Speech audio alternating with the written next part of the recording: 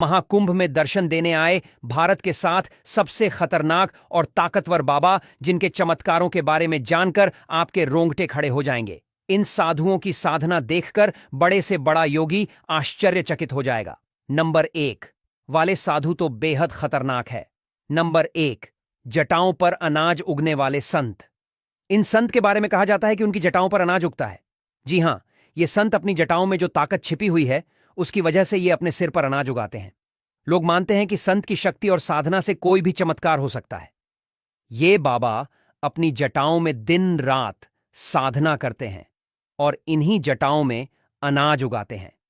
Interview में तो उन्होंने यहां तक कह दिया था कि अगर इसके नीचे मिट्टी या पानी निकले तो मेरा गला काट देना। वैसे क्या आप इन्हें मानते हैं? कमेंट में बताइए। नंबर 2, 2 लाख रुद्राक्ष धारण करने वाले बाबा। यह बाबा अपनी सिर पर 2 लाख रुद्राक्ष की माला पहनकर महाकुंभ में आए हैं। इनकी माला का वजन करीब 45 किलो है और इसे पहनने से उनका शरीर कमजोर नहीं पड़ता।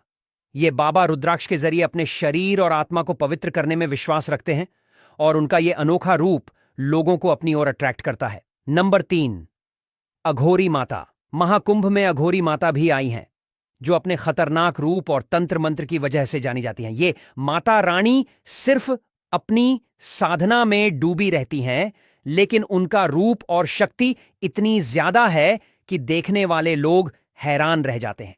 ये माताजी अपनी तंत्र विद्या की मदद से कई चमत्कारी चीजें करती हैं और हमेशा रहस्यमयी तरीके से लोगों को अट्रैक्ट करती हैं।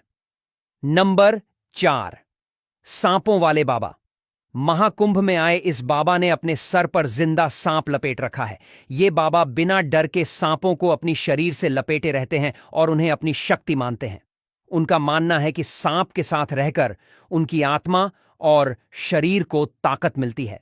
इन बाबा का रूप और उनके साथ सांपों की सवारी देखने वालों को काफी हैरान कर देती है।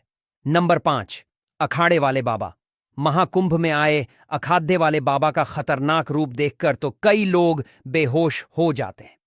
ये जब कुंभ में आते हैं तो भस्म की होली खेलते हुए आते और अपने अजीबो गरीब तांडव और डांस से लोगों को अपनी ओर अट्रैक्ट करते हैं। नंबर 6, 9 सालों से अपने हाथों को नीचे नहीं किया है। इन बाबा का दावा है कि उन्होंने पिछले 9 सालों से अपने हाथों को नीचे नहीं किया है। जब डॉक्टर्स और लोगों को इस पर विश्वास नहीं हुआ तो उन्होंने बाबा को एक कमरे में बंद कर दिया और वहां कैमरे लगाए।